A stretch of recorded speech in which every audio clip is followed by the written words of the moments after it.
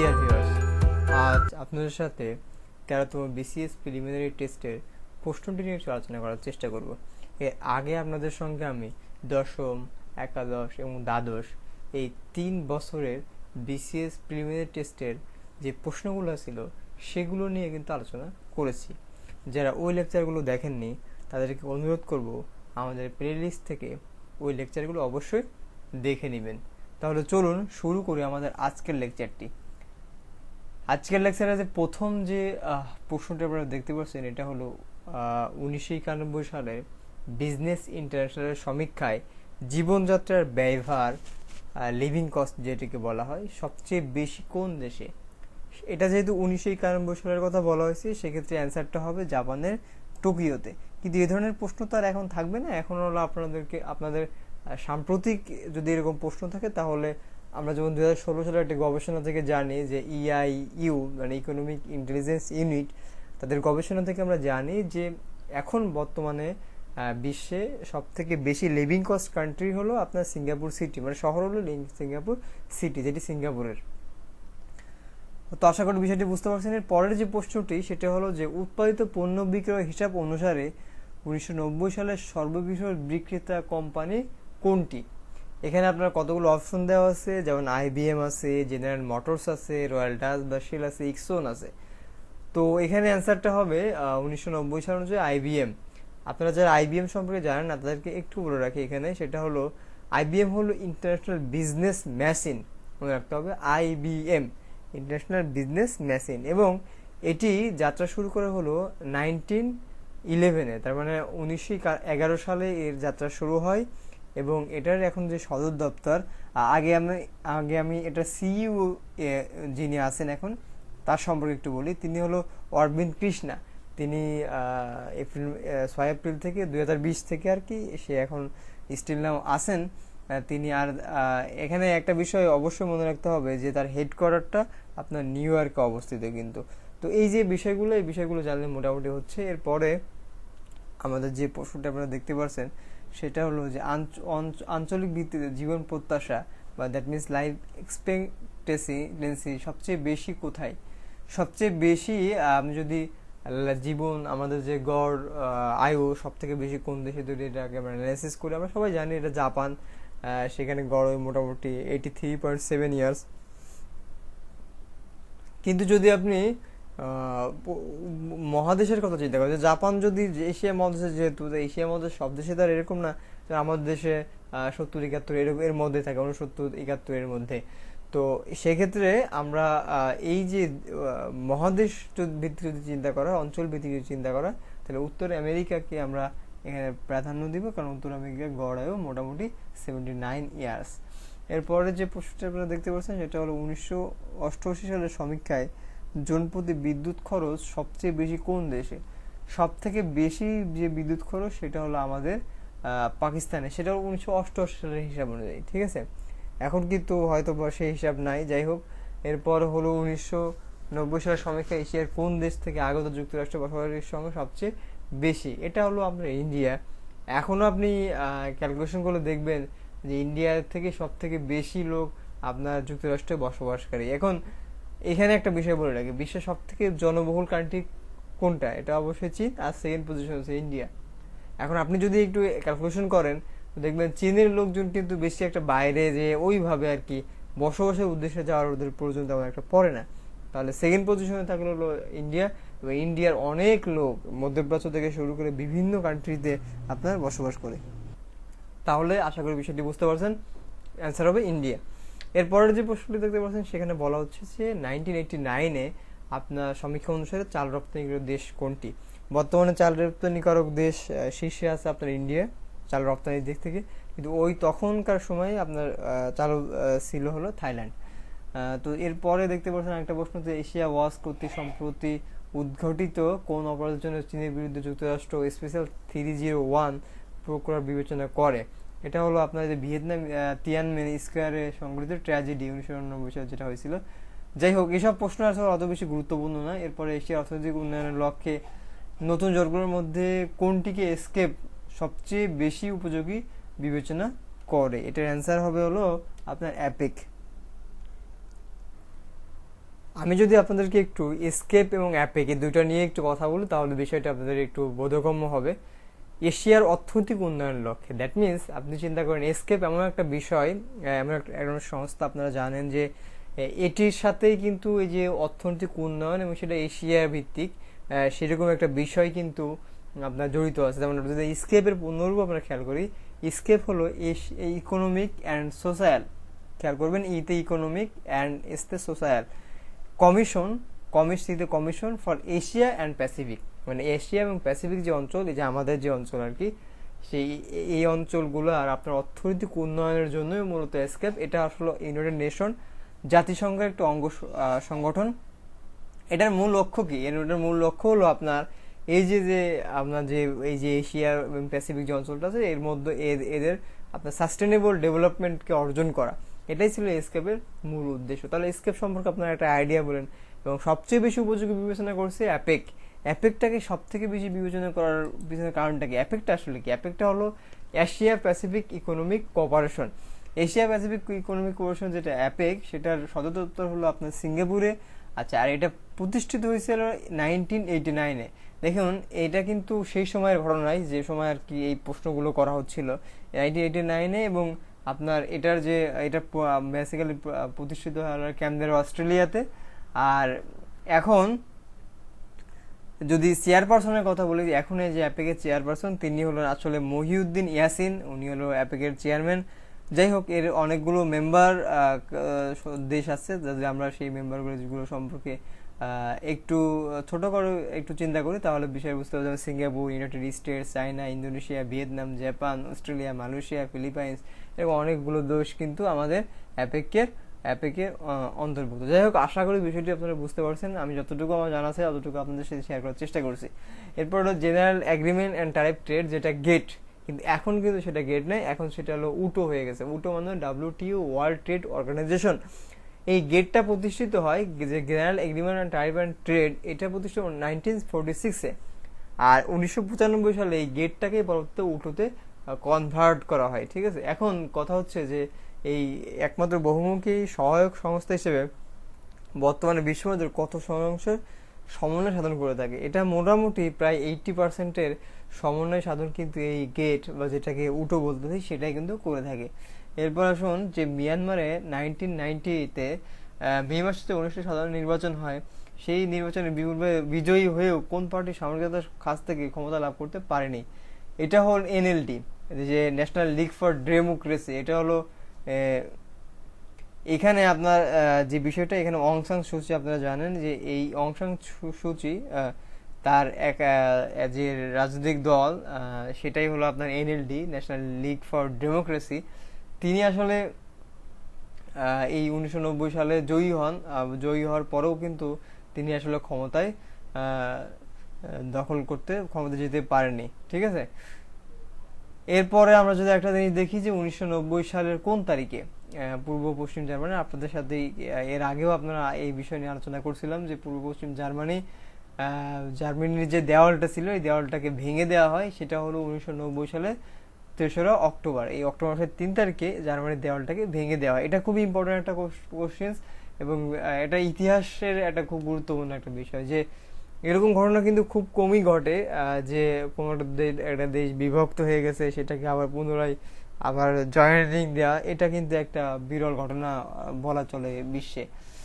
তো এটা বিভক্ত হয় কিন্তু একসাথে হওয়ার সম্ভাবনা কমে যায় আর কি। এরপরে দেখুন UNIDO international national industrial development organization, যেটি তার সদর দপ্তর প্রধান কার্যালয় হলো অস্ট্রিয়ার ভিয়েনাতে। ঠিক আছে, এটা আপনাকে মনে রাখতে হবে। এরপরে যে প্রশ্নটি, এটা হলো PLO এর ন্যাশনাল কাউন্সিল কর্তৃক আন্তর্জাতিক শান্তি সম্মেলন অনুষ্ঠানের প্রস্তাবের সম্পর্কে 1988 সনে জাতিসংঘ কোথায় রেজুলেশন গ্রহণ করে? এটা হলো নিউ ইয়র্কে আপনার জাতিসংঘ আপনার রেজুলেশন গ্রহণ করে। যাই হোক, এই যে নিউ ইয়র্ক, এটা হবে অ্যান্সার। দেন আমরা যদি দেখি যে international institute on aging, international institute of aging, এটার আপনার কোথায় প্রতিষ্ঠিত হয়? দেখুন, এই প্রশ্নটাতে যেটা বলা হচ্ছে যে এটা কোথায় প্রতিষ্ঠিত হয়েছে, এটার একটা ইতিহাস আছে, আপনাদেরকে একটু জানতে হবে, তাহলে বুঝতে পারবেন যে আসলে বিষয়টা কি। এই ইন্টারন্যাশনাল ইনস্টিটিউট অফ এজিং যেটা, এটা হলো জাতিসংঘ ভিত্তিক একটা স্বায়ত্তশাসিত প্রতিষ্ঠান। এটা যেটা হয় সেটা হলো যে 1988 সালের দিকে আপনার তৎকালীন যে মহাসচিব ছিলেন জাতিসংঘের প্যারেস দে কুয়েলার, এই প্যারেস দে কুয়েলার তিনি যে মাল্টার রাজধানী, মাল্টা একটা দেশ, তার রাজধানী যে ভেলেটা, সেখানে এই ইনস্টিটিউটটা প্রতিষ্ঠা করেন। আসলে এটা হলো মাল্টার সরকারের সাথে আপনার এই জাতিসংঘের একটা চুক্তি। এই চুক্তিতে ওনারা যেটি করেন সেটি হলো যে ওনারা যেসব অনুন্নত মানে আপনার যারা একটু লো ইনকাম কান্ট্রি আছে, যেখানে আসলে শিক্ষার ফ্যাসিলিটি নেই, যেমন সুযোগ সুবিধা নেই, তাদেরকে উন্নয়ন করা, সহজ কথায় এটা উন্নয়নের একটা সিস্টেম হলো যে এটা একটা হলো আপনার এই যে মাদ্রিদ ইন্টারন্যাশনাল প্ল্যান ছিল একটা, ঠিক আছে, মাদ্রিদ ইন্টারন্যাশনাল প্ল্যান, তাকে আসলে বাস্তবায়ন করা। এটা হলো আপনার যারা বার্ধক্য বা যারা বয়স্ক মানে বয়স্ক শিক্ষা, মাস এডুকেশন, যে মাস এডুকেশন আমরা যাতে গণশিক্ষা, এটা হলো আপনার বয়স্ক আর কি একটা শিক্ষার মাধ্যমে আপনার এটা করে আপনার মানে তাদের অর্থনৈতিক অবস্থাকে উন্নয়ন করার একটা চিন্তা ভাবনা আর কি, ঠিক আছে, পরবর্তী দশকগুলোতে এই ধরনের একটা চিন্তা। এটা প্রথম ইমপ্লিমেন্ট হয় আপনার ইনস্টিটিউট কন্ডিশন মানে ফিল্ডে প্রথম বাস্তবায়ন হয় আপনার সাউথ আফ্রিকার কেপটাউনে 1995-এ। যাই হোক, এই হলো মোটামুটি ইন্টারন্যাশনাল ইনস্টিটিউট অন অ্যাজিং। এরপরে হলো আপনার কখন থেকে এশীয় উন্নয়ন ব্যাংকের লেনদেন শুরু হয়, সেটা 1966 সাল থেকে। কোন দেশ প্রথম অপেক সংঘ প্রতিষ্ঠার উদ্যোগ গ্রহণ করেছিল, এটা হলো ভেনেজুয়েলা। আপনারা সবাই হয়তো বা কম বেশি জানেন যে অপেক হলো আপনার একটা তেল সমৃদ্ধ দেশের একটা সংগঠন। আসলে অপেকে যদি পুনরূপ আমরা দেখি, the organization of the petroleum exporting countries, এই যে কান্ট্রি, এটা হলো আপনার মোটামুটি এটা 13টা কান্ট্রি নিয়ে এটি বেসিক্যালি গঠিত। এটি মূলত প্রতিষ্ঠিত হয় আপনার 14 সেপ্টেম্বর আপনার 1960 সালে এটা মূলত প্রতিষ্ঠিত হয়। এটার এখন যে হেডকোয়ার্টার সেটা হলো অস্ট্রিয়ার ভিয়েনাতে। এরপর আপনার এই তো মোটামুটি এইগুলোই ছিল আপনার। এর যদি আমরা মেম্বারের দিকগুলোর দিকে তাকাই তাহলে আমরা দেখবো ইন্দোনেশিয়া, সৌদি আরব, তারপর আপনার Iran, Iraq, Venezuela, Nigeria, Libya, United Arab Emirates, তারপর আলজেরিয়া, তারপর আপনার ইকুয়েডর আছে, কুয়েত আছে, হ্যাঁ, তারপর আপনার অ্যাঙ্গোলা আছে, গ্যাবন আছে।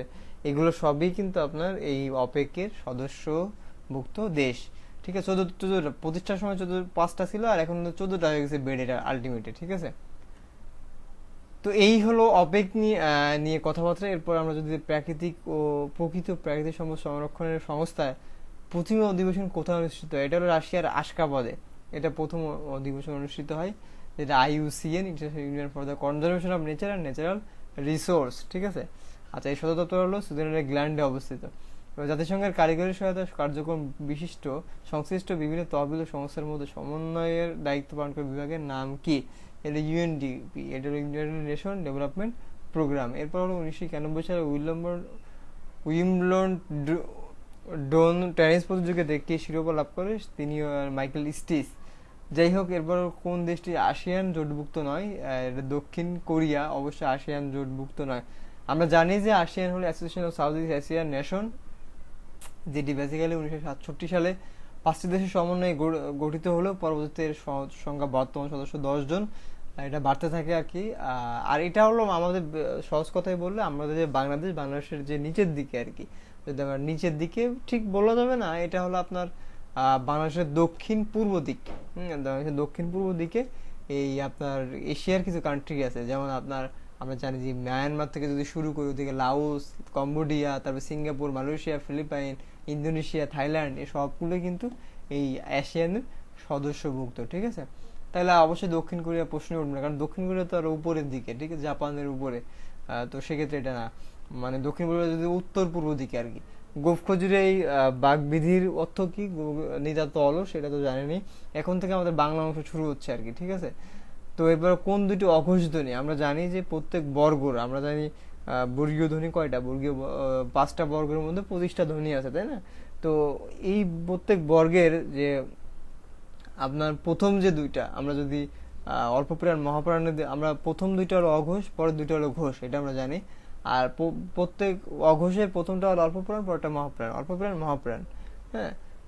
তো অঘোষ ঘোষ তো বুঝলেন। মানে ক খ যদি কথা বলি, ক খ হলো আপনার অঘোষ, আর গ ঘ হলো ঘোষ। আর ক যেমন অল্প প্রাণ তেমনি গ অল্প প্রাণ, ঠিক আছে। আচ্ছা, এখন হচ্ছে অঘোষ ধ্বনি কোনটি? তাহলে অঘোষ ধ্বনি কি? প্রত্যেক বর্গের প্রথম দুইটা, চ ছ, অবশ্যই অঘোষ ধ্বনি। তাহলে এরপর হলো কোন বাক্যের ঢাক ঢাক গুড় গুড় প্রবাচের বিশেষত্ব প্রকাশ পেয়েছে? এটা হলো যে ঢাক ঢাক গুড় গুড় শব্দের অর্থ কি? এটা একটা ভাগধারা, এটার অর্থ হলো লুকোচুরি করা। লুকোচুরি অর্থে এটাকে আসলে ইন্ডিকেট করা হয়। তো ঢাক ঢাক গুড় গুড় মানে বিষয়টা হচ্ছে এরকম যে কোনো একজন লোক আপনার কাছে এসে ঢাক ঢাক গুড় গুড় করতেছে, ঠিক আছে, লুকোচুরি করতেছে, আসল কথাটা সে বলতেছে না, ঠিক আছে। তো এটাই বোঝাচ্ছে যে লুকোচুরি করে কি লাভ, আসল কথাটা বলে দিলেই তো হয়। দেখুন এখানে আপনি যে চারটা অপশন আছে, কাজে লাগান, লুকোচুরি করে কি লাভ, কাজে লাগা, কাজে লেগে যাও, এর সাথে তো লুকোচুরির কোনো সম্পর্ক নাই। আসল কথাটি বল, এর সাথে সম্পর্কিত থাকতে পারে। কি খাবে বল, এর সাথে লুকোচুরির কোনো সম্পর্ক নেই। নিজের পায়ে দাঁড়াও, এটার সাথে সম্পর্ক নেই। মানে লুকোচুরি হলো কোনো একটা কথা বলতে এসে সে আসলে আসল কথাটি বলতেছে না, সেটাই বোঝাচ্ছে। এরপর হলো বঙ্কিমচন্দ্র চট্টোপাধ্যায়ের কৃষ্ণকান্তগুলো উপন্যাসের প্রধান দুই চরিত্রের নাম কি? এর আগেও আপনাদের সাথে এরকম একটা প্রশ্ন আমরা আলোচনা করছিলাম। এটা হলো কৃষ্ণকান্তের উইল, যে উপন্যাসটি, এটা নিয়ে একটা মুভিও আছে, আপনারা দেখতে পারেন। সেই মুভিতে আপনার প্রথম যে চরিত্র সেটা হলো গোবিন্দলাল এবং রোহিণী। এটা হলো কৃষ্ণকান্তের উইলের, নায়কের নাম গোবিন্দলাল এবং নায়িকার নাম হলো রোহিণী। যা পূর্বে ছিল এখন নেই, সেটা হলো আপনার ভূতপূর্ব। এটাই হলো কোন বাক্যে সমুচ্চয় অব্যয় ব্যবহৃত হয়েছে? সমুচ্চয় অব্যয় হলো লেখাপড়া কর নতুবা ফেল করবে, লেখাপড়া করো নতুবা ফেল করবে, এটা হলো সমুচ্চয় অব্যয়, ঠিক আছে। সমুচ্চয় অব্যয় হলো, একটু বলে রাখা দরকার এখানে, যে আমরা অব্যয়ের যে প্রকারভেদ, অব্যয়ের প্রকারভেদে আমরা একটা জিনিস জেনে আসছি যে সমুচ্চয়ী, অনুন্বয়ী, হ্যাঁ, অনুসর্গ, অনুকার, হ্যাঁ। তো এইখানে আমরা সমুচ্চয়ী যেটা থাকে, সেখানে যেটা হয় সেটা হলো কোনো একটা সত্য জুড়ে দেওয়া হয়, যে লেখাপড়া কর নতুবা ফেল করবে, এটা কর না ওইটা হবে, এরকম একটা শব্দ জুড়ে ছিল সমুচ্চয়ী অব্যয়। আর যে স্বাভাবিক অবস্থায় যে তোমাকে দিয়ে কিছু হবে না, তোমাকে এই যে ধরনের কথা, সেটা হলো আপনার অনুসর্গ অব্যয়, ঠিক আছে। আর একটা হলো আপনার এই যে কোন একটা শব্দ, কোন একটা অনুকরণ করা কোনো একটা শব্দ, সেটাকেই বলা হয় যে অনুকার অব্যয় বেসিক্যালি, ঠিক আছে। তো এখানে সেরকম কথাগুলো লেখা হচ্ছে যে সমুচ্চয় অব্যয় সম্পর্কে আরো সুন্দর করে লেখা হচ্ছে, যে অব্যয় পদ একটি বাক্যের সাথে অন্য একটি পদের সাথে অন্য একটি পদের সংযোজন, বিয়োজন ও সংকোচন ঘটায়। যে লেখাপড়া কোনো সংযোজন ঘটানো রয়েছে এরকম একটা, ঠিক আছে। সরি, সংযোজন না, এটা বিয়োজন বলা যেতে পারে। আচ্ছা, কোন সালে রবীন্দ্রনাথ ঠাকুর জন্মশতবার্ষিকী পালিত হয়? রবীন্দ্রনাথের জন্ম 1861, তাহলে 1961 হবে, যেহেতু জন্ম 1861 সালে। ইসলামের ইতিহাস ও ঐতিহ্য কোন কাব্যের উপজীব্য? এখানে অনেক কাব্য লেখা আছে, তার ভিতরে কোনটা দিয়ে ইসলামের ঐতিহ্য, ইতিহাস ও ঐতিহ্যের কথা হবে? সাত সাগরের মাঝে। আমরা জানি যে ইসলামী রেনেসার কবি যিনি, তিনি হলো ফরুক আহমেদ। সেই রেনেসার কবি হিসেবে সাত সাগরের মাঝিটাকেই বলা যেতে পারে যে ইসলামের ঐতিহ্য ইতিহাস নিয়ে। অনপ্রভা, এটা ইসমাইল হোসেন সিরাজির লেখা, এটা আমরা সবাই কম বেশি জানি। কোন বাক্যে সমাপিকা ক্রিয়া ব্যবহৃত হয়েছে? সমাপিকা ক্রিয়া, আমরা ক্রিয়া দুই রকমের, একটা সমাপিকা ক্রিয়া, একটা অসমাপিকা ক্রিয়া, ঠিক আছে। এখন একটা বিষয় হলো যে ক্রিয়া, ক্রিয়া তো বুঝতে পারছেন যার দ্বারা কোনো কিছু কাজ করাকে বোঝায়, সেটা ক্রিয়া। এখন সেটা সমাপিকা ক্রিয়া হতে হবে, এটা অসমাপিকা ক্রিয়া হতে হবে। যেমন আমি যদি বলি যে আমি আমি কাজ করে ধরুন ভাত খাবো, এরকম একটা কথা বললাম। কাজ করে কি, কাজ করে, আমি বললাম যে কাজ করে, আমি কাজ করে ভাত খাবো, এরকম বললাম। তা কাজ করে এটা কিন্তু আসলে পরিপূর্ণ অর্থ যদি এতটুকু বলে থেমে যান, ক্রিয়া দ্বারা সেন্টেন্স হলো, বাট কিন্তু পরিপূর্ণভাবে অর্থটা প্রকাশ করা গেল না, ঠিক আছে। এটা সমাপন করলো না সেন্টেন্সটাকে। তাহলে কাজ করে কি করবো, এটা প্রশ্ন থেকে যায়। সেন্টেন্স এমন হতে হবে যাতে কোনো প্রশ্ন না থাকে। তো তাহলে আমরা বলতে পারি যে কাজ করে ভাত খাবো, এখানে ভাত খাবো অংশটাই হলো এখানে সমাপিকা ক্রিয়া, আর উপরে আগেরটা হলো ভাত খেয়ে যেটা, সেটা হলো আপনার অসমাপিকা ক্রিয়া। এবার হলো জীবনানন্দ দাশের রচিত কাব্যগ্রন্থ কোনটি? এটা আমরা জানি ধূসর পাণ্ডুলিপি, জীবনানন্দ দাশের রচিত কাব্যগ্রন্থ। বন্দেলা বনে সুন্দর, শিশুরা মাত্র করে, এর অর্থ কি? আসলে এর অর্থটা হলো জীবন মাত্র স্বাভাবিক অবস্থানে সুন্দর, মানে যে কোনো কিছু যদি আপনি স্বাভাবিক অবস্থানে রেখে দেন এটাই সুন্দর, এর বাইরে আর অন্য কিছু এক্সট্রা করার কোনো প্রয়োজন নেই। এবার কোন বাক্যে নাম পুরুষের ব্যবহার করা হয়েছে? নাম পুরুষ, আমরা জানি যে পুরুষ তিন প্রকার, একটা হলো উত্তম পুরুষ, তারপর হলো মধ্যম পুরুষ, একটা হলো নাম পুরুষ। এখন উত্তম পুরুষ কোনটা, মধ্যম পুরুষ কোনটা, আর হলো নাম পুরুষ কোনটা, ঠিক আছে। যেমন আমি যদি উত্তম পুরুষ করি, সেটা উত্তম হলো যেটা আমি আমি আমরা আমাকে বলে আমি আমরা, এটা হলো উত্তম। মধ্যম হলো যে যাকে, যে আমার সামনে আছে, যার সাথে এই কথাগুলো শেয়ার করা হয়, সেটা হলো মধ্যম। আর যার সম্পর্কে বলা হয় সেটা হলো নাম পুরুষ, ঠিক আছে। তাহলে এখানে দেখুন ওরা কি করে, ওরা, এখানে দেখুন ওরা কারা, মানে এরা আমরা না, কিছু না একটা, সেটা হলো ওরা। তার মানে এটা নাম পুরুষ। আপনি আসবেন, এটা হলো আমার সামনে যাকে বলতেছি, ঠিক আছে, সে আপনি, সেটা হলো অবশ্যই মধ্যম পুরুষ। আমরা, এটা উত্তম পুরুষ। তোরা খাস নে, তোরাও, এটা মধ্যম পুরুষ। তো আমরা বুঝতে পারতেছি বিষয়টা। এরপর মধ্যবর্তী কর্মধারায় এর দৃষ্টান্ত কোনটি? এটা একটা সমাস। মধ্যবর্তী কর্মধারা আমরা জানি। কর্মধারয় সমাজে আমরা কি জানি, যে ব্যাসবাক্য করলে আমরা সাধারণত যে, যিনি, এরকম কিছু থাকে, ঠিক আছে। তো সেগুলো কর্মধারয় সমাস সাধারণত হয়ে থাকে। এখানে একটা বিষয়, যাই হোক, এটা সমস্যার যে আলোচনা, সেখানে হয়তো আপনারা দেখবে, আমরা আমরা আলোচনা করছি যে কিভাবে সমাসের বিভিন্ন প্রকারভেদগুলো, ওগুলো দেখে নিলে বুঝতে পারবেন। আমি এখানে সংক্ষেপে বলতেছি যে মাঝখানে আপনার যদি এই কর্মধারয় সমস্যা, আমরা ধরে যে, যিনি, এরকম কিছু থাকে, তো যদি মাঝখানের কোনো একটা মানে আপনার শব্দ মিসিং হয়ে যায়, মধ্য আপনার দেখা যাচ্ছে যে ব্যাসবাক্যে ছিল, বাট আপনার সমস্ত যে আসল যে বাক্যটি, সমস্ত বাক্য বলতে যে সমাসটা, সেখানে আসলে সেটা পাওয়া যাচ্ছে না। তো সেক্ষেত্রে যেমন হাসি মাখা মুখ, এখানে মাখাটা বিলীন হয়ে গেছে, ঠিক আছে। তো সেক্ষেত্রে আমরা এটাকে মধ্যবাদলবী কর্মধারায় বলতে পারি, ঠিক আছে। আচ্ছা, এরপর হলো কোনটি ঐতিহাসিক নাটক? ঐতিহাসিক নাটক হলো রক্তদান প্রান্ত। এটা ঐতিহাসিক, এটা পানিপথের তৃতীয় যুদ্ধের মানে অবলম্বনে রচিত, এটা ঐতিহাসিক। এবার হলো মাইকেল মধুসূদন দত্তের দেশপ্রেম প্রবল প্রকাশ করেছে কোনটিতে? সনেটে। আমরা জানি যে সনেট যে ইয়েটা, সেটাতে দেশপ্রেম প্রকাশ করেছে। আমরা যদি কপোতাক্ষ নদের কথা বলি, যে শতত হেনন্ত তুমি বড় মন, শতত তোমারই কথা ভাবি, যারা 19 এগুলো পড়েছেন তারা জানেন যে প্রচুর পরিমাণে তার দেশপ্রেম এখানে প্রকাশ পেয়েছে। এবার মুসলিম ভারত যে একটা পত্রিকা ছিল, সেই পত্রিকার সম্পাদকের নাম কি ছিল? 1920 সালে এই মুসলিম ভারত পত্রিকাটি প্রকাশিত হইতো। সে তখন সে সম্পাদকের নাম ছিল মোজাম্মেল হক। এবার হলো বাংলা বানান রীতি অনুযায়ী একই শব্দের কোন দুটি আপনার শব্দ বানানি শুদ্ধ, কোন দুটি শব্দ বানানি আপনার শুদ্ধ? এখানে অনেকগুলো আছে বাংলা বানান রীতি অনুযায়ী, যেমন হাতি হাতি, এটা শুদ্ধ, দুটাই শুদ্ধ, রস্য দীর্ঘ দুটাই শুদ্ধ। নারী নারী, এটা শুদ্ধ না। জাতি জাতি, এটা শুদ্ধ না। দাদা দাদি, এই দুটো শুদ্ধ। দাদি দাদি, এইটাও শুদ্ধ, এটাও শুদ্ধ। তো আমরা যদি ক এবং গ হবে অ্যান্সার তাহলে আমাদের, ঠিক আছে। এবার মানিক বন্দ্যোপাধ্যায়ের প্রধানমন্ত্রীর মাঝির নাম জীবন যে উপন্যাসের উপজীব্য কি? উপজীব্য হলো আসলে প্রধানমন্ত্রীর মাঝি, তারা দেখছেন সেখানে আসলে জেলে জীবন, যেটা তার বিশেষ সুখ দুঃখ, এগুলো নিয়ে আলোচনা করা হয়েছে। এবার হলো শৈবাল দিগিরে করে উচ্চ করি শির, লিখে দিলাম এক ফোঁটা, এক বিন্দু দিলাম শিশির। এটা কি? এটা আসলে অকৃতজ্ঞতা। আপনি একটু খেয়াল করেন, এটার অর্থ আপনারা অনেকেই জানেন, যারা জানেন না তাদের জন্য বলতেছি। শৈবাল দিঘিরে বলে, মানে শৈবাল যে দিঘির ভিতরে জন্ম নেয়, সে দিঘিরে বলে বা দিঘির ভিতরে বেঁচে থাকে, সে বলে যে উচ্চ করি শির আমার লিখে রেখো, মানে তাকে বলতেছে তুমি লিখে রাখো, তোমাকে শিশির দিলাম এক বিন্দু। এই শিশিরটা পড়ে কোত্থেকে? এটা শৈবাল, কারণ শীতকালে শৈবালের উপর পড়ে, সে শৈবাল থেকে এক ফোঁটা দিঘিতে পড়ে। অথচ দিঘির মধ্যে অনেক ওয়াটার, অনেক পানি, সেখান থেকে সেই পানির মাধ্যমে কিন্তু বেঁচে আছে আপনার শৈবাল। যদি পানি না থাকতো শৈবাল বাঁচতো না। শৈবালরা এত পানি সাপ্লাই দিচ্ছে আপনার দিঘি, অথচ দিঘিরে সে এক ফোঁটা পানি দিয়ে সে বলতেছে যে লিখে রেখো এটা। তো এই জন্য এটাকে বলছে অকৃতজ্ঞতা। এটা কিন্তু আমাদের সমাজে আমরা সচরাচর বিভিন্ন সময় এগুলো দেখছি, বিভিন্ন মানুষ এ ধরনের আচরণ করে থাকে। তো একজন সাধারণ মানুষের দেহে মোট কত টুকরা হাড় থাকে? 206 টুকরা হাড় থাকে। কোন মৌলিক অধাতু? এটা আসলে এই যে এখান থেকে আমাদের শুরু হয়ে গেল আপনার জেনারেল সায়েন্স। এরপরে যে প্রশ্নটি দেখতে পাচ্ছেন, সেটা হলো কোন মৌলিক পদার্থ সাধারণ তাপমাত্রা তরল থাকে? সেটা ব্রোমিন। ব্রোমিন সাধারণ তাপমাত্রা আপনার তরল থাকে, ঠিক আছে। আচ্ছা, এরপর হলো কোনটি চৌম্বক পদার্থ? চৌম্বক পদার্থ কোনটা? অবশ্যই কোবাল্ট। আমরা যারা এসএসসিতে সায়েন্সে পড়ছি অথবা যারা বিজ্ঞান পড়াশোনা করছি, সবারই তো বিজ্ঞান, যারা সায়েন্স ছিল না তাছাড়া তো সবারই বিজ্ঞান ছিল, সেক্ষেত্রে কোবাল্ট, ঠিক আছে। আচ্ছা, এবার উচ্চ পর্বতের চূড়ায় উঠলে নাক দিয়ে রক্তপাতের সম্ভাবনা থাকে, কারণ উচ্চ পর্বত চূড়ায় কি হয়? উচ্চ পর্বত চূড়ায় হলো আপনার বায়ুর চাপ কম থাকে।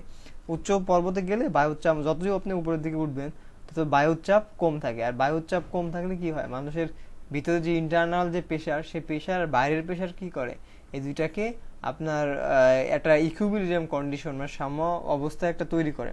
বাট যখন ইন্টারনাল বেশি থাকে, এক্সটার্নাল কমে যায়, তখন কিন্তু অবশ্যই নাক দিয়ে রক্ত পড়বে, এটাই খুব স্বাভাবিক। তখন মানুষের শুধু নাক দিয়ে না, অনেক জায়গা দিয়ে রক্ত বের হতে পারে, ঠিক আছে। কোন স্থানে মধ্যাকর্ষণ জড়িত ত্বরণ 9 গুণ বাড়লে সেখানে একটি সরল দৈর্ঘ্যের দোলনকাল কত গুণ বাড়বে বা কমবে? অবশ্যই কমবে, কারণ আমরা জানি যে টি ভিরিয়াসাস 1/√g। এখানে হলো মনে রাখবেন যে মধ্যাকর্ষণের ত্বরণ হলো জি, আর আমরা টি হলো তার সরল দৈর্ঘ্যের দোলনকাল। এখন দোলনকাল টি আর ভিরিয়াসাস 1/√g। এখানে দেখুন যে জি হলো যদি অভিকর্ষ ত্বরণ হয় আর টি যদি দোলনকাল হয়, তাহলে টির সাথে জি সম্পর্ক কি? ব্যস্তানুপাতিক। প্রথম কথা হলো ব্যস্তানুপাতিক, এরপর হলো √। তার মানে কি, যদি এই জিনিসটা টি যদি 9 গুণ হয়, তাহলে এই জিনিসটা কি কমার কথা, যেহেতু ব্যস্তানুপাতিক কমবে, কিন্তু কত গুণ কমবে? এটা হলো রুট করে কমবে। তার মানে হলো 9 গুণ বাড়লে 3 গুণ কমবে, ঠিক আছে। √9(3) এটাই বোঝানো হচ্ছে। এবার সমটান সম্পূর্ণ একটি টানা তারের দৈর্ঘ্য দ্বিগুণ করলে কম্পাঙ্কের কতটা পরিবর্তন ঘটবে? এটা হলো অর্ধেক হবে কম্পাঙ্ক। কোনো মাধ্যমে, এটারও ব্যাখ্যা আছে, এটা আপনারা দেখে নিতে পারেন। কোনো মাধ্যমে শব্দের গতি সবথেকে বেশি, শব্দের গতি কোন মাধ্যমে সব থেকে বেশি? এটা আসলে এটা একটু মনে রাখা সহজ, আপনাদেরকে একটু বোঝাই দিই আমি, যে শব্দ কোনো মাধ্যম ছাড়া কিন্তু চলতে পারে না। আপনি দেখবেন এই ধরনের পরীক্ষা কিন্তু আমরা 9-এর বইয়ে দেখে আসছি এরকম, ঠিক আছে, যে কোনো একটা বায়ুশূন্য স্থানে শব্দ করলে সেখান থেকে শব্দ কিন্তু পাওয়া যায় না। হ্যাঁ, তো এই ধরনের পরীক্ষা ছিল, যে একটা জার নিছেন, তার মধ্য থেকে আপনি পাম্প করে বায়ু, ধরেন একটা ঘন্টা বাজালেন, ঘন্টা বাজতে লাগতেছে, এবং সাথে সাথে আপনি পাম্প করে আপনি সেখান থেকে বায়ু বের করে নিচ্ছেন। বের করলে কি হবে? একটা সময় পরে ঘন্টা শব্দ শোনা যাবে না। তার মানে কি, বায়ু একটা মাধ্যম ছিল যার কারণে শোনা যাচ্ছিল, বায়ু মাধ্যম নেই তার মানে শোনা যাচ্ছে না। তার মানে আপনি বলতে পারেন যে ভাই আমি যে শব্দ করতেছি, আরেকজন যে শুনতেছে একটু দূর থেকে, এটা কি কোনো মাধ্যম ছাড়া এমনি এমনি চলে যাচ্ছে? মানে এটা তো কোনো মাধ্যম আমি দেখতেছি না। আরে ভাই, এখানে তো আপনার বায়ু মাধ্যম আছে, বায়ু মাধ্যমটা একটা মাধ্যম, কিন্তু বায়ু মাধ্যম বা জড় মাধ্যম, কোনো শূন্য মাধ্যমে যদি কখনো শব্দ চলতে পারে না। মানে শব্দ চলার জন্য অবশ্যই একটা মাধ্যমের প্রয়োজন হবে। এখন যদি মাধ্যমগুলো বেশি গণ হয়, তাহলে খুব দ্রুত এক শব্দ এক জায়গা থেকে অন্য জায়গায় ট্রান্সফার হবে। বাট যদি মাধ্যমগুলো অনেক দূরে দূরে হয়, তাহলে কিন্তু শব্দ খুব দ্রুত ট্রান্সফার হবে না। এটা আপনাকে অবশ্যই মনে রাখতে হবে। এই জন্য লোহাতে দেখুন পানি, বাতাস, এই পানি কি আপনার একটা তরল পদার্থ, বাতাস কি একটা বায়বীয় পদার্থ, আর লোহা কি একটা কঠিন পদার্থ। কঠিন পদার্থের অণুগুলো পরস্পর খুব কাছাকাছি থাকে, যার কারণে শব্দের এই মাধ্যমে শব্দের গতি সব থেকে বেশি থাকে, ঠিক আছে। মানে এই যে এরকম আর কি, ধরুন এই একটা অণু কঠিন লোহায়, আর এই একটা অণু এরকম খুব কাছাকাছি। আর ওয়াটার, যদি আমি ওয়াটারের কথা চিন্তা করি, তাহলে এই একটা, ধরুন এই একটা, আর যদি বায়ুর কথা চিন্তা করি এই একটা আর এই একটা, তাহলে এখানে শব্দের গতি সব থেকে বেশি, এখানে আরেকটু কম, আর এখানে আরো কম, ঠিক আছে। এরপর হলো মঙ্গল গ্রহে প্রেরিত নভোযান কোনটি? মঙ্গল গ্রহে প্রেরিত নভোযান যেটা, সেটা হলো ভাইকিং। এটা পারমাণবিক বোমার আবিষ্কারককে অপেনহাইমার। এটা আমরা জানি যে সিনেমাস্কোপ প্রজেক্টরে কোন ধরনের লেন্স ব্যবহৃত? অবশ্যই অবতল লেন্স। অবতল লেন্স ছাড়া এটা কখনো সম্ভব না। এবার হলো প্রাচীন পুণ্যনগর, এটা হলো বাংলাদেশ অ্যাফেয়ার্স শুরু হচ্ছে এখন থেকে। প্রাচীন বর্ধননগর কোন স্থানে অবস্থিত? প্রাচীন বর্ধননগর হলো মহাস্থানগড়ে অবস্থিত। 1952 সালের 21 ফেব্রুয়ারি তারিখে তৎকালীন পাকিস্তানের প্রধানমন্ত্রী কে ছিলেন? তৎকালীন পাকিস্তানের প্রধানমন্ত্রী ছিলেন খাজা নাজিমুদ্দিন, ঠিক আছে। এরপর হলো আমাদের পূর্ববঙ্গ জমিদের দখল ও প্রজাস্বত্ব আইন কবে প্রণীত হয়? এটা হলো 1950 সাল। এরপরের প্রশ্নটি, আপনার প্রাচীন গৌরনগরের অংশবিশেষ বাংলাদেশের কোন জেলায় অবস্থিত? এটা হলো প্রাচীন গৌরনগর, যদি একটু খেয়াল করেন তাহলে আমাদের মোটামুটি রাজশাহী, ওইদিকে মালদাহ, তারপর দিনাজপুরের পশ্চিম দিনাজপুর আর কি, এরপর নাটোর, এইসব অঞ্চলগুলো ছিল আমাদের প্রাচীন গৌরনগরের অংশবিশেষ। আর সেখানে আমরা বলতে পারি তাহলে চাঁপাইনবাবগঞ্জ হলো আমাদের প্রাচীন গৌরনগরের অংশবিশেষ। তাহলে অ্যান্সার হবে চাঁপাইনবাবগঞ্জ। এরপর হলো সয়দাপা, আওয়ামী লীগের সয়দাপা কোন সালে পেশ করা হয়েছিল? 1966-এ। আসলে 1960-এর 5 থেকে 6 ফেব্রুয়ারি, এটা খুব ইম্পর্টেন্ট, এর সালটার সাথে তারিখটাও খুব গুরুত্বপূর্ণ, ঠিক আছে। 1960 সালের 5 থেকে 6 ফেব্রুয়ারি। এই সময়ে লাহোরে যে বিরোধী দলগুলোর একটা মহাসম্মেলন অনুষ্ঠিত হয়, সেখানে আওয়ামী লীগের সভাপতি জাতির জনক বঙ্গবন্ধু শেখ মুজিবুর রহমান এই 6 দফা দাবিটি উত্থাপন করেন, যেটি 6 দফা কর্মসূচি নামে পরিচিত। রাজশাহী বিশ্ববিদ্যালয় কত সালে প্রতিষ্ঠিত হয়? 1953 সালে। এরপর হলো আমার ভাইয়ের রক্তরাঙ্গন 21 ফেব্রুয়ারি। গানটির সুরকারকে? গানটির সুরকার হলো আলতাফ মাহমুদ। বেসিক্যালি এই গানটি নিয়ে একটু বলি। এই গানটি হলো আপনার সর্বপ্রথম এই গানটি লিখেন যিনি, তিনি হলেন আব্দুল গাফফার চৌধুরী। তিনি একটি হাসান হাফিজুর রহমান সম্পাদিত একটা পত্রিকায় তিনি এই গানটি লিখে আসলে এটা কবিতা হিসেবে তিনি বেসিক্যালি প্রথম প্রকাশ করছিলেন। এরপরে এই গানটির এবং পরবর্তীতে তিনি এই গানটার আপনার ইয়ে আপনার শুরু এই গানটাকে পরবর্তীতে শুরু করছিলেন আপনার আব্দুল লতিফ, ঠিক আছে। সুর করার পর এই সুর করে তিনি এই গানটি গিয়েছিলেন, ঠিক আছে, আব্দুল লতিফ তিনি গানটি গিয়েছিলেন। পরে পরবর্তীতে মানে বর্তমানে যে কন্ডিশন সেটা তাহলে বিষয়টা ক্লিয়ার হয়। আব্দুল গাফফার চৌধুরী তিনি হলো প্রথম গীতিকার করলেন, গীতিকার মানে তিনি লিখলেন একটা কবিতা হিসেবে। লেখার পর যখন পত্রিকাতে ছাপা হলো তখন আসলে একটা আলোড়ন সৃষ্টি হলো, একটা ভালো কবিতা। সেটাকে নিয়ে আসলে আব্দুল লতিফ যিনি কণ্ঠশিল্পী, তিনি আসলে যেহেতু কণ্ঠশিল্পী তিনি সুর করতে পারতেন, তিনি সুরকার ছিলেন। তো তিনি সুর করে তিনি প্রথম গানটি গাওয়ার পর যেটা হয় যে এই পরবর্তীতে বর্তমানে গানটিকে আপনার আলতাফ মাহমুদ তিনি সুর করেন, বর্তমানে যে সুরটা আমরা শুনতে পাই, এবং এটা বর্তমানে সমবেত কণ্ঠে গাওয়া হয়। জাতীয় স্মৃতিসৌধ স্থপতিকে তিনি আসলে মইনুল হোসেন ছিলেন জাতীয় স্মৃতিসৌধ স্থপতি। এটা সম্পর্কে যদি বলি, এটা ঢাকা শহর থেকে 20 মাইল দূরে এবং 60টি মিনার সম্বলিত, 150 ফিট উচ্চতা। যদিও এখানে আসলে 146 ফিট উচ্চতাও অনেক জায়গায় বলা আছে। তো যাই হোক, 46.5 বা 47 এরকম। বিশিষ্ট পদকপ্রাপ্ত সংখ্যা কয়টি? এর হলো 7 জন। বিশিষ্ট আমিদুর রহমান পদবী কি ছিল? সেই ছিল সিপাহী বিশিষ্ট আমিদুর রহমান। এরপর হলো শহীদ বুদ্ধিজীবী আপনার দিবস কবে পালন করা হয়? সেটা হলো 14ই ডিসেম্বর। শহীদ বুদ্ধিজীবী দিবস পালন করা হয় হলো 14ই ডিসেম্বর, আমরা জানি এটা। এরপর হলো বাংলাদেশের পঞ্চম জাতীয় সংসদ 1991 সালে কত তারিখ অনুষ্ঠিত হয়? সেটা 27 ফেব্রুয়ারিতে অনুষ্ঠিত হয়। ব্রহ্মপুত্র নদ হিমালয়ের কোন শৃঙ্গ থেকে উৎপন্ন হয়েছে? এটা হলো আপনার হিমালয়ের কৈলাস শৃঙ্গ থেকে ব্রহ্মপুত্র নদটা আপনার উৎপন্ন হয়েছে। এরপর হলো বাংলাদেশের সবচেয়ে উঁচু পাহাড়ের নাম কি? বাংলাদেশের সবচেয়ে উঁচু পাহাড়ের নাম হলো গারো পাহাড়, বাকলান নদীর অবস্থিত, বুড়িগঙ্গা নদীর অবস্থিত। আচ্ছা, এরপরে বাংলাদেশের যে ডিগ্রিপ্রাপ্ত প্রতি জনসংখ্যা মানে কতজন জনসংখ্যা বিপরীতে একজন ডাক্তার আছে ডিগ্রিপ্রাপ্ত, তিনি সেটা হলো 2039 জন। এর আধুনিক মানে হিসাব মতে, এর আগে এটা আরো বেশি ছিল, ঠিক আছে। এরপর হলো চলন বিল কোথায় অবস্থিত? চলন বিল আমাদের জানি আমরা পাবনা নাটোর জেলায় অবস্থিত। চলন বিল পাবনা এবং নাটোর দুইটা মিলে চলন বিল। আপনারা যারা ট্রেনে যান তারা দেখতে পারবেন হিউজ এরিয়া নিয়ে ট্রেন যাচ্ছে অথচ চলন বিল। এরপরে প্রশ্ন হলো ফারাক্কা বাঁধ বাংলাদেশের সীমান্ত থেকে কত দূরে অবস্থিত? এই ফারাক্কা বাঁধটা হলো বাংলাদেশের সীমান্ত থেকে 16.5 কিলোমিটার দূরে অবস্থিত। এটা আপনার এই যে আমি যদি একটু ফারাক্কা এবং টিপাইমুখ এটা নিয়ে অনেকের প্যাচ লাগে, এই জন্য আমি একটু ক্লিয়ার করে দিই।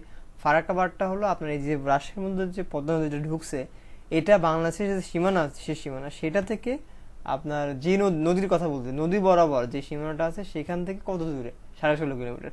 আর টিপাইমুখ যেটা সেটা হলো সিলেটের থেকে একটা নির্দিষ্ট দূরত্বে অবস্থিত টিপাইমুখ বাঁধ। আচ্ছা, যাই হোক, এরপর হলো সিলেটের দিকে দিয়ে ওই যে মেঘনা নদীর যে অংশটা সেটার কথা বলতেছি বেসিক্যালি। যাই হোক, এরপর হলো দোয়াগ্রাম ছিটমহল কোন জেলায় অবস্থিত? এটা লালমনিরহাট জানেন। সুন্দরবনের আয়তন প্রায় কত বর্গ কিলোমিটার? সুন্দরবন টোটাল 10,000 বর্গ কিলোমিটারের মতো। এর মধ্যে 6,000 সামথিং বাংলাদেশ, 6,017 কিলোমিটার বাংলাদেশে, এবং বাকি যে 4,000 সেটা হলো আপনার এই পশ্চিমবঙ্গের মধ্যে অবস্থিত, ঠিক আছে। আচ্ছা, এরপরে আমরা ইংরেজি অংশে চলে যাচ্ছি। এটা প্রথম যে প্রশ্ন সেটা স্ট্যাগফ্লেশন এর অর্থ কি? স্ট্যাগফ্লেশন যেটা সেটা হলো আপনার অর্থনৈতিক মন্দা, এটা মনে রাখবেন, শুধু অর্থনৈতিক মন্দা। তাইলে আমরা বলতে পারি যে ইকোনমিক স্লো ডাউন হবে অ্যান্সার, ঠিক আছে। এরপর হলো ওয়ার্ড স্কাটল শব্দের অর্থ কি? স্কাটল শব্দের অনেকগুলো অর্থ আছে, তার ভিতরে এখানে অ্যাবান্ডন যে অর্থটা পরিত্যাগ করা, ছেড়ে দেওয়া, সেটাই সব থেকে বেশি অ্যাপ্রোপ্রিয়েট এখানে। আচ্ছা, এরপর স্টান্সের অর্থ কি? স্টান্স অর্থ রোধ করা, বন্ধ করা, শেষ করা। এর অ্যান্সার হবে পুট অ্যান্ড ইনটু, ঠিক আছে। এরপর হলো ব্যালাটেড অর্থ কি? ব্যালাটেড অর্থ হলো আপনার মন্থর, মানে খুব ধীরে চলে এরকম একটা কিছু। টার্ডি বলতে পারি আমরা, টার্ডি মানে হলো মন্থর, এরকম কিছু বোঝায়। সিকুয়েন্সেস হলো অর্থ কি? সিকুয়েন্সেস হলো ক্রম, পরস্পর, এরকম একটা কিছু বোঝায়। তো সেক্ষেত্রে আমরা বলতে পারি যে টু ফ্লো, ক্রম অনুযায়ী আর কি বোঝাচ্ছে। এবার হলো ইফেমিজম আসলে সুমধুর, এটা আসলে সুমধুর ভাষণ আর কি। এটা আসলে আপনার কোনো একটা ভাষণ, যে যদি কোনো হয় তাহলে সুভাষণ, ভালো ভাষণ আর কি, মধুর ভাষণ। তো এটা ইনঅফেন্সিভ এক্সপ্রেশন, এটা বলা যেতে পারে এর সমার্থক। এরপর হলো রেইনবো। রেইনবো ইজ কি? রেইনবো আসলে একটা নভেল, সেটা ডিএস লরেন্স এটা লিখছেন। এটা টম জন্স, এটা হলো by Henry Fielding was first published in কত তারিখে এটা প্রথম পাবলিশড হয়? The first half of 9th century. ঠিক আছে, আচ্ছা এটাই হবে অ্যান্সার। এরপর হলো এবার Kubla Khan, literary work Kubla Khan is কি? এটা আসলে একটা আপনার ভার্স অফ কলারিজ। হ্যাঁ, এটা হলো আপনার কলারিজের একটা ভার্স। তারপর হলো T S. Eliot was born in USA. এরপর হলো what was the real name of the great American short writer O Henry. O Henry এর আপনার রিয়েল নামটা কি এটা আমাদেরকে বলছে William Sydney Porter. William Sydney Porter ওটাকে ওনাকে ও হেনরি ছদ্মনামে লিখতেন আছে আসলে বেসিক্যালি। এরপর হলো pernicious tends to injury or destroy. এখানে প্যারনিসিয়াস অর্থ হলো আপনার যা ক্ষতি করে বা ধ্বংস করে, মানে যে জিনিসটা আসলে ক্ষতি করে। এটার ক্ষেত্রে আমরা বলতে ইনাকুয়াস মানে হলো আপনার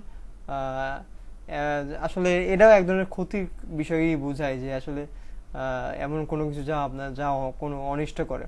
ঠিক আছে, আচ্ছা এবার হলো do not Ori, English grammar is not দ্যাশ টু আন্ডারস্ট্যান্ড।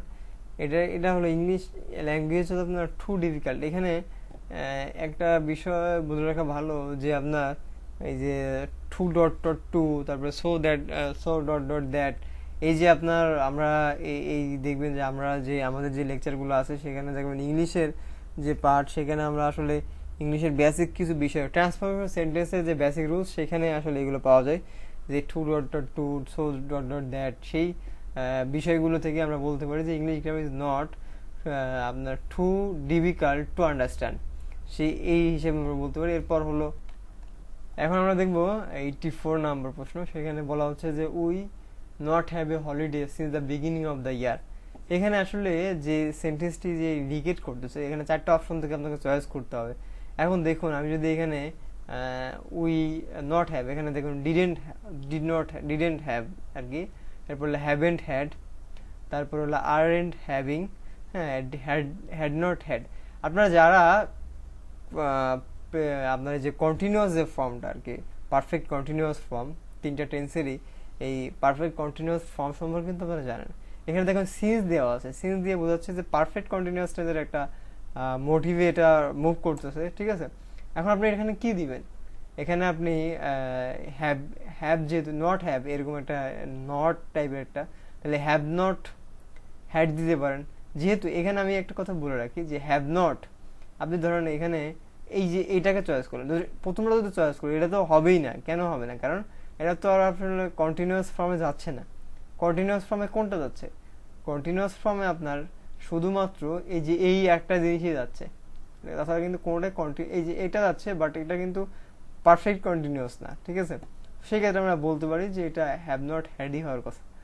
আচ্ছা, এরপর আমরা দেখি যে if I were you I dash the situation more carefully.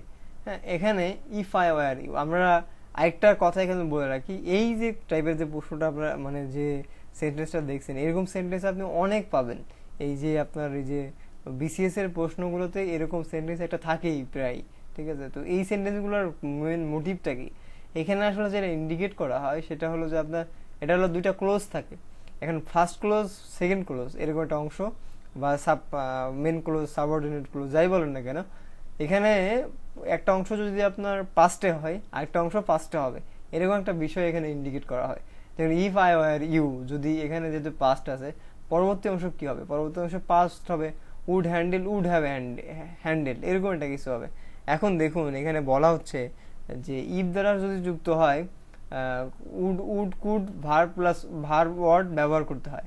তার মানে উড কুড দিলেই হচ্ছে, উড হ্যাভের আমাদের যাওয়ার কোনো প্রয়োজন নেই। ঠিক আছে, তো সেক্ষেত্রে আমরা উড হ্যান্ডেল দিয়ে বলতে পারি। এরপরে আমরা ইটস টাইম কি? It's time dash your mistake, মানে এখানে বলা হচ্ছে যে এটাই সময় আপনার যে ভুলগুলো, এই ভুলগুলো বোঝার একটা প্রকৃত সময়, এরকম একটা কথা ইন্ডিকেট করা হচ্ছে। তাহলে ইটস টাইম, যে বেসিক্যালি ইটস বলতে তো ইট ইজ আমরা জানি, টাইম দ্যাট ইউ রিয়েলাইজ, যদি ইউ রিয়েলাইজড বলি তাইলে কিন্তু আমার হলো না। ইটস টাইম ইউ রিয়েলাইজড, এটা কিন্তু ইন্ডিকেট করছে না would realize, have realized, no no, এটা হলো দ্যাট ইউ রিয়েলাইজ।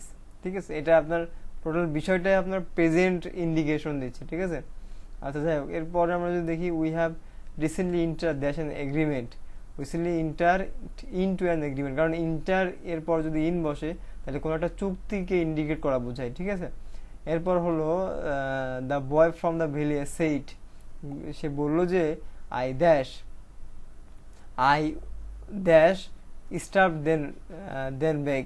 হ্যাঁ, মানে সে বলতেছে I dash stuff then beg, মানে সে আসলে কোনো একটা কাজের থেকে কোনো একটা কাজকে সে পারফেক্ট হিসেবে ইন্ডিকেট করতেছে, মানে সে ওই কাজটা করতে, বরং এটা করলেই আমার জন্য ভালো, এরকম একটা কথা সে ইন্ডিকেশন দিচ্ছে।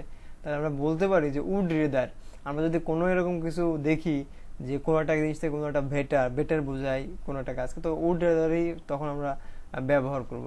ইট is too difficult to tolerate bad temper for long, এখানে আসলে এই যে এখানে টলারেটের অর্থটাকে বোঝানো হচ্ছে। এখানে টলারেটের আমরা জানি সহ্য করা, এটা এর আগেও আমরা বিভিন্ন সিনেমে দেখে আসছি যে টলারেটের সমার্থক শব্দ পুট আপ উইথ। ঠিক আছে, এরপর হলো আই হ্যাভ নেভার সিন সাথে স্লো কোস মানে কি আপনার খুব ধীরে যাচ্ছে এরকম একটা কিছু, তার মানে এই ভেরি লেজি পার্সন এরকম একটা কিছু ইন্ডিকেট করতেছে। এরপরে ম্যাথ শুরু হয়ে গেল, ম্যাথের যে এখানে যে ম্যাথগুলো সেগুলো নিয়ে আমি আলোচনা করতেছি না, বিকজ অফ আমি আপনাদেরকে এই যে ম্যাথের আমার একটা লেকচার সিরিজ আছে, সেখান থেকে আপনারা দেখলেই ম্যাথ সম্পর্কে আরও ভালো আইডিয়া পাবেন, কারণ এখানে আসলে ম্যাথকে ওইভাবে ডিটেলস বোঝানো সম্ভব না। তো আশা করি বিষয়গুলো বুঝতে পারছেন। আজকের মতো এই পর্যন্ত, সবাই ভালো থাকবেন, সুস্থ থাকবেন, আর বলতে অবশ্যই ক্ষমাশীল দৃষ্টিতে দেখবেন।